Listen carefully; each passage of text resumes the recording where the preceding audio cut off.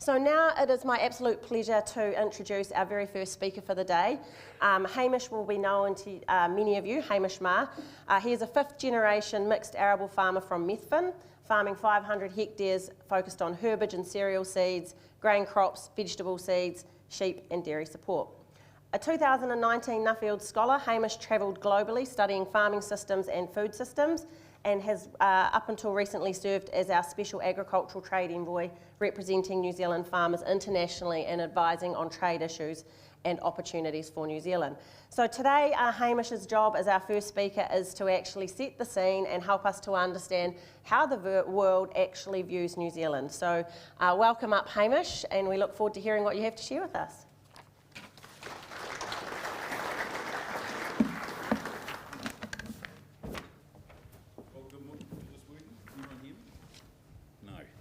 My microphone's working now.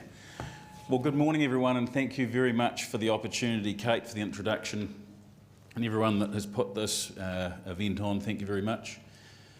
I have to start with two apologies. The first one is I'm at that awkward time in life when I still think I'm young, but my eyes tell me that I'm not. So sometimes I have to take my glasses on and off. And the other apology is that I'm from Canterbury, of course, and given what goes on in rugby these days, that's where we are. So look, it's my pleasure to be with you today, and hopefully, Kate, I can set the scene. And Kate asked me to talk specifically about how the world views New Zealand and what we should be thinking about as farmers, as growers, as producers, and the food system at large. And I'm going to bring to you my thoughts from my time as Special Agricultural Trade Envoy, my time as a Nuffield Scholar, but also my time as a farmer in the world travelling throughout. My time as Special Agricultural Trade Envoy, very special time, and it's a very special role, a role very specific to New Zealand. We're the only country in the world that has such a role, a farmer working alongside government but not for the government, a farmer speaking with our government on agricultural policy in New Zealand but not to government policy. So I spent not quite 3 years travelling alongside our government representatives overseas, speaking about what we're doing here, what New Zealand agriculture looks like, how we do things, and also looking at what the opportunities are and understanding what farmers are doing globally and how we can bring all that together. So 2.5 years of that Nuffield Scholarship in 2019. So I just thought I'd start with where we live and very specifically my home, and this is where we are. We're harvesting grass seed in the forefront of the picture there. Rakai River behind us, Mount Hutt ski field in behind. What we do on our farm is very, very specific to what we do, because what we do on all of our farms is very, very specific to what the climate is, what the soil type is, what the weather's like, how close we are to specific things. And what we do on our farms today is not what we did on our farms yesterday, and it certainly isn't what we did on our farm. It won't be what we do on our farms in the future, because everything changes. But more importantly, I put this picture up because every one of us in this room has a picture like this. We all have a picture of our home. We all have a picture that shows what we do on our place. It explains why we are. You look at the rows of pine trees in that photo and you automatically think that must be a windy place. The trees are there specifically for shelter, to stop wind blow for soil and for shelter for stock. If you go to other parts of New Zealand and you'll see circles of centre pivots. You won't see centre pivots here because we've got high rainfall and we don't need irrigation. All of these things on all of our farms are different.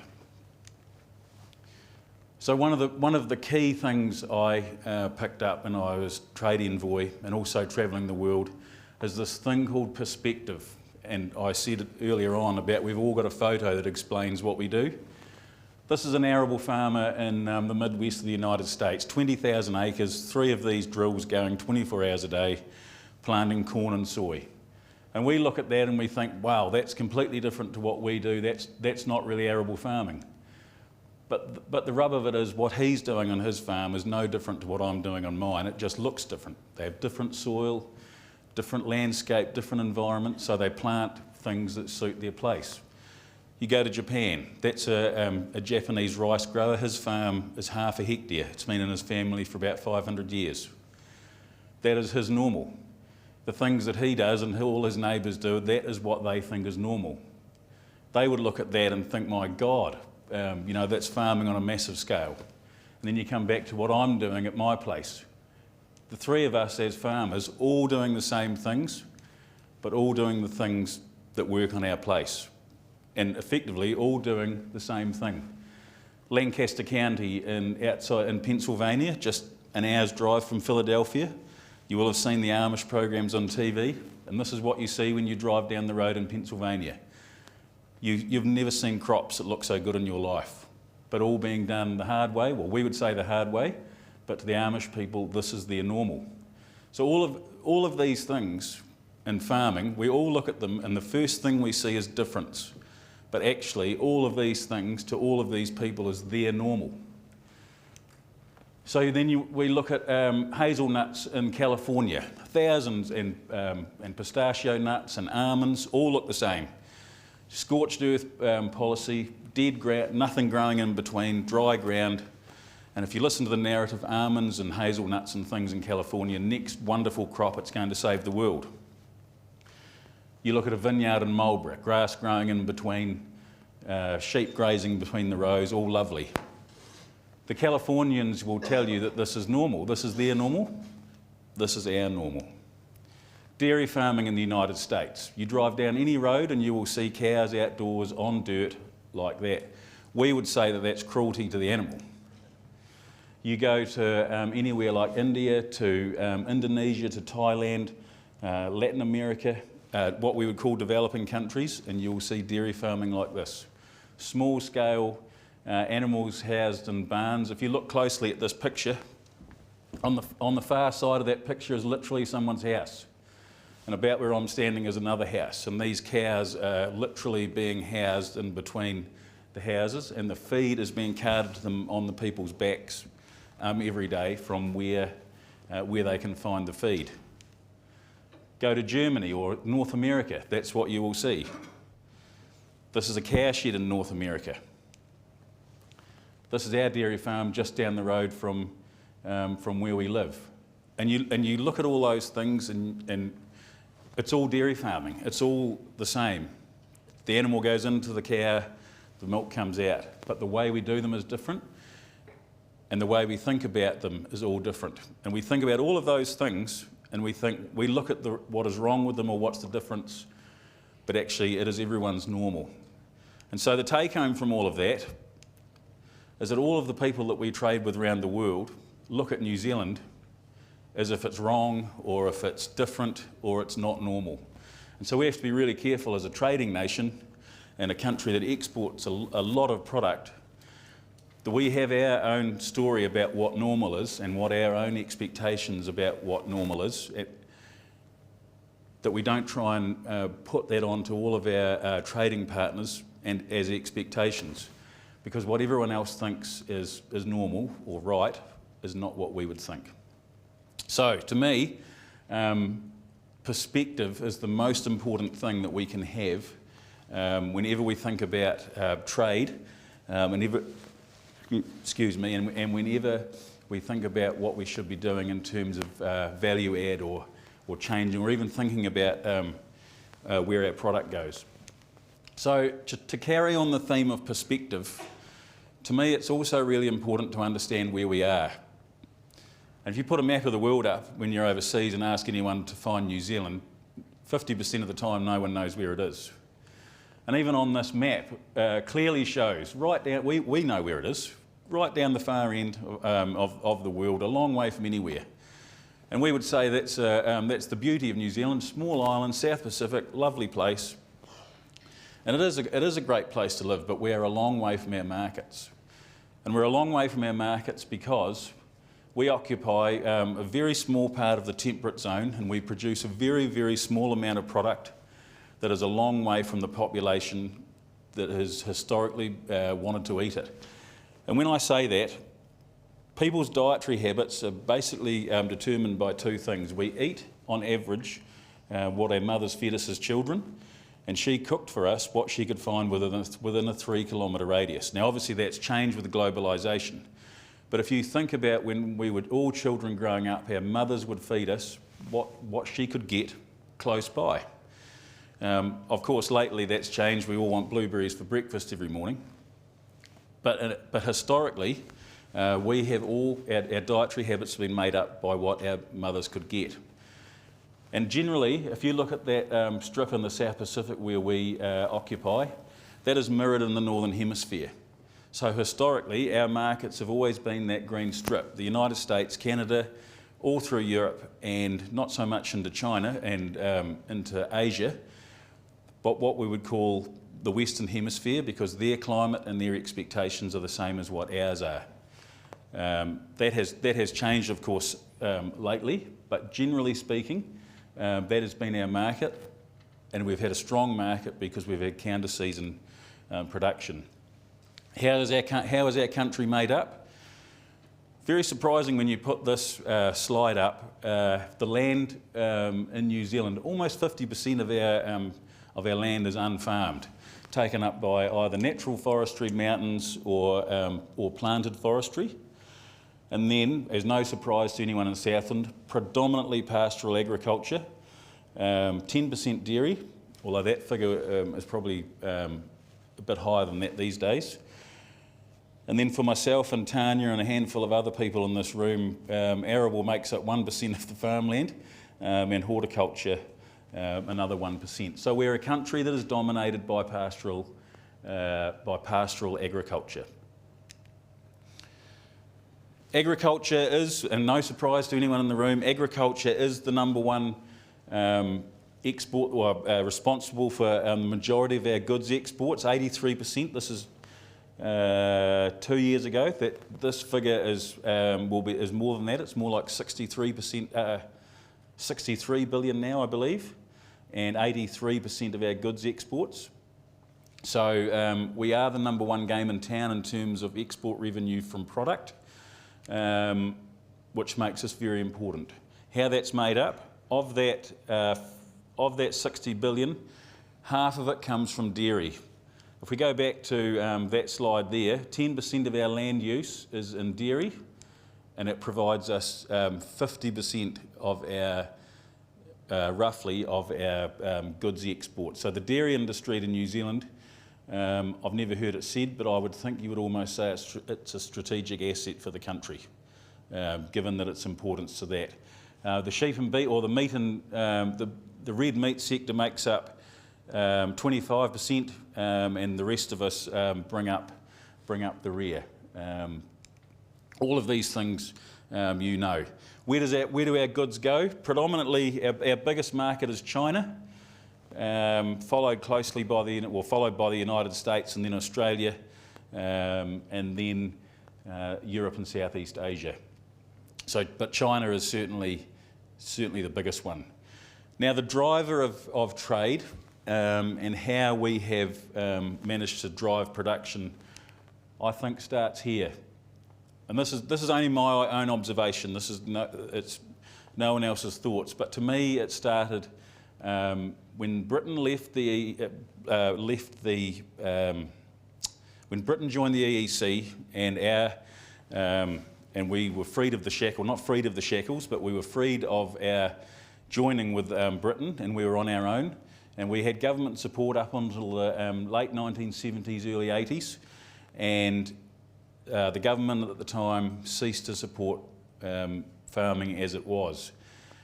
At that point, and many in the room will know, I was a young man at the time, can't really remember too much about it, but that was the point at which New Zealand agriculture had to get its act together, otherwise we were in trouble. We had to go looking for markets, we had to learn how to be efficient, we had to learn how to make the most, or get the most productivity out of every blade of grass that we grew. Agricultural science, our trade negotiation team, all got into gear, and we got to it. If you think about, I always tell people, if you think about what a ewe looked like in 1984, it was a massive thing about that tall, that weighed close to 90 kilograms, and she produced about 1.1 lambs a year. If you look at a ewe now, it's about half the size, 2/3 of the size, producing 2.5 lambs a year.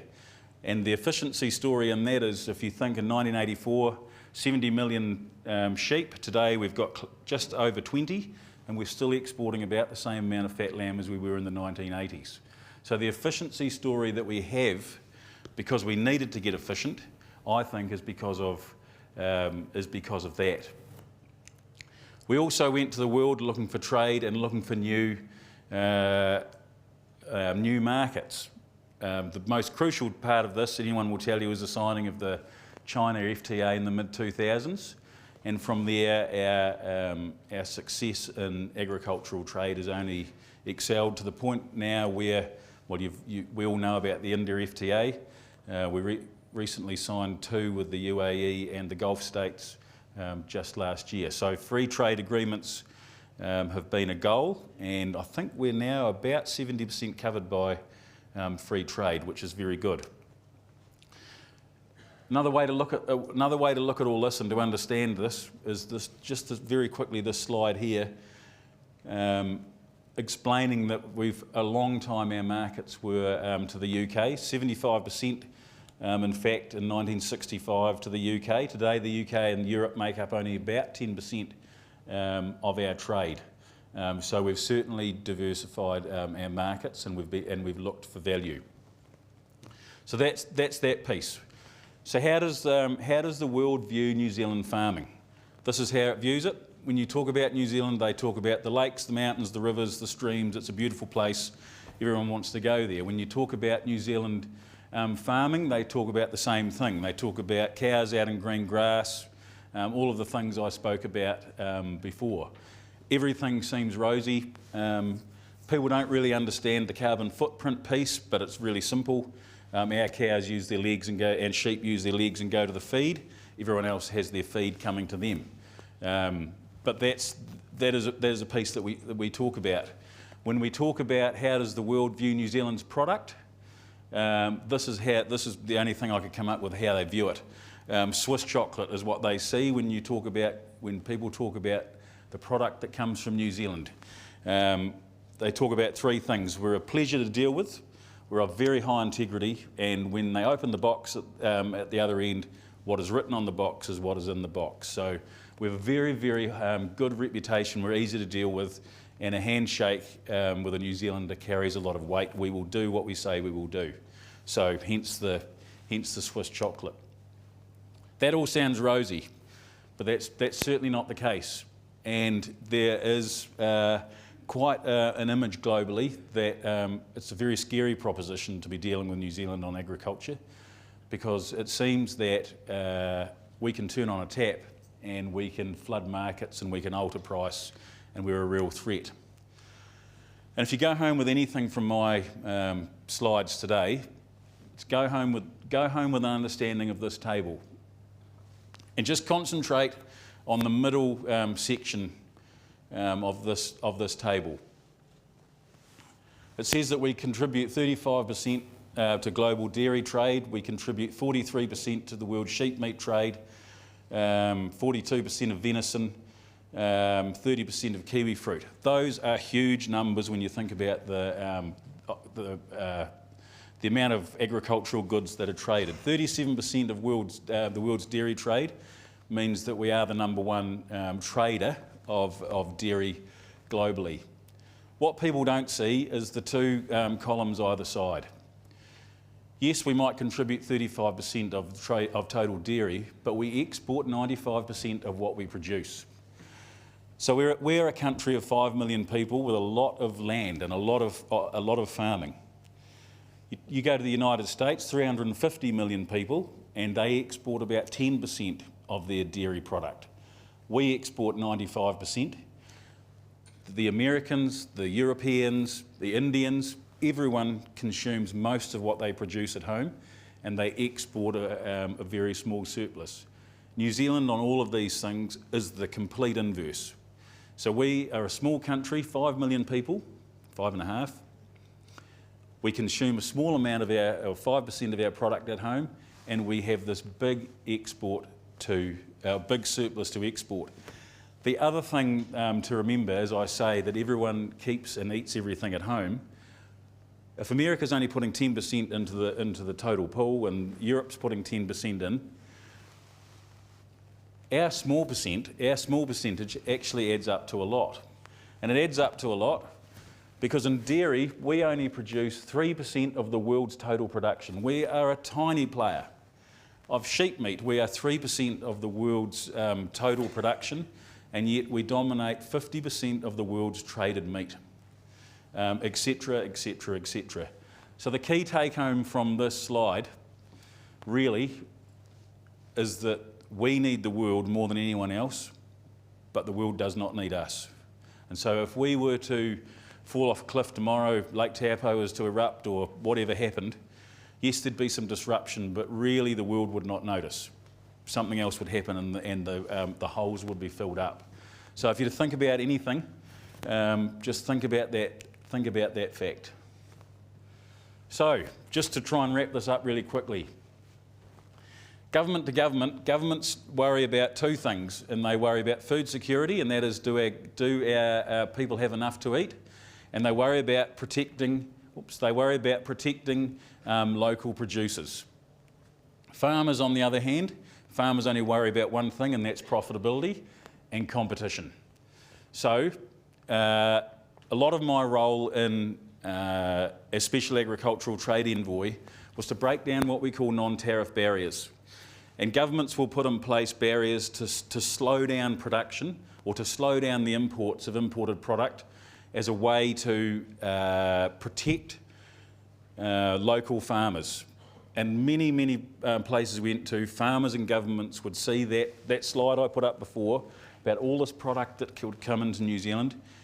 And if all of this product comes into our country and it goes onto the supermarket shelf, it's going to affect the price that our farmers get in the supermarket. So they will put in non-tariff barriers, change labelling, they'll slow down shipments, we've got to pay tariffs at the border, etc., etc., etc., which Vangelis will talk about shortly. So a lot of my role was to actually explain all of these things about what is going on in New Zealand. We're not subsidised, don't see us as a threat, we're only 3% of the market.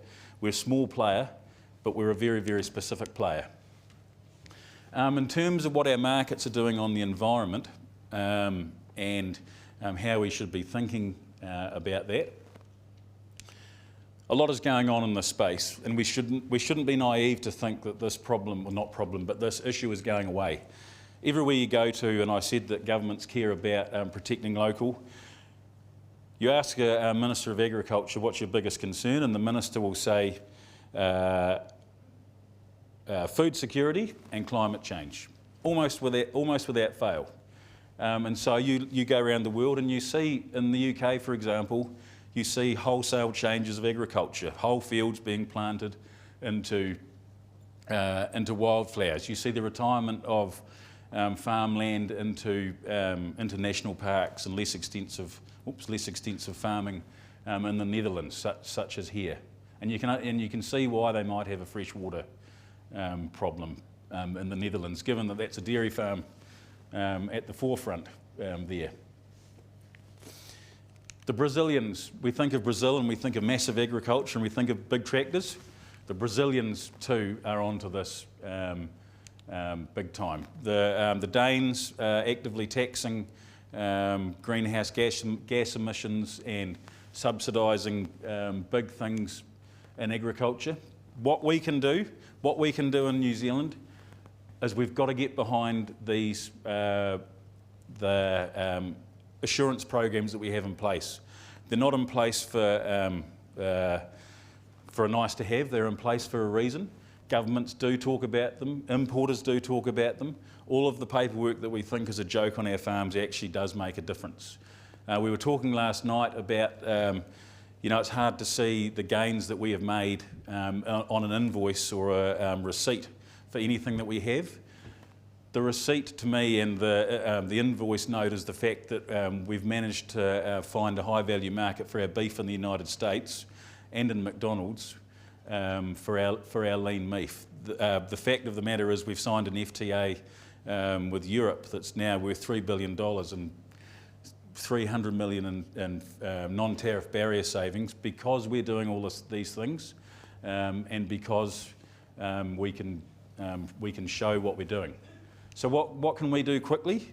We've got to really market ourselves as, and I think Taste Pure Nature is the ultimate marketing tool that we should have. I think Taste Pure Nature should be rolled out after the weather at 7 o'clock every night, because I don't think we market ourselves well enough in a global sense that we are farming in amongst nature, and that is what our markets want to see. We need to listen to our customer, and don't be fooled to think that the supermarket shopper is our customer. Our customer are these people. The person wheeling the supermarket trolley is the consumer. These people are our customer, and these are the people that make the decisions. These are the people that set the terms. The big multinationals, the governments, and the NGOs. I'm looking like I'm out of time. So very quickly, very quickly, what can we do? We must work with our processors. Our processors are our marketers. They are the ones that are in the market. They are the ones that are adding the value. We must work with them and not against them. We have to trade on our reputation. We have to fly our flag. Every one of us has got a role to play in flying the flag. Don't be afraid of what we're doing on farm. Be really, really proud of what we're doing, because we do a great job. But we do it in our way, and our normal is not everyone else's normal, and we must understand that. And the key one is that we don't need the world. We need the world, but the world does not need us. So thank you very much.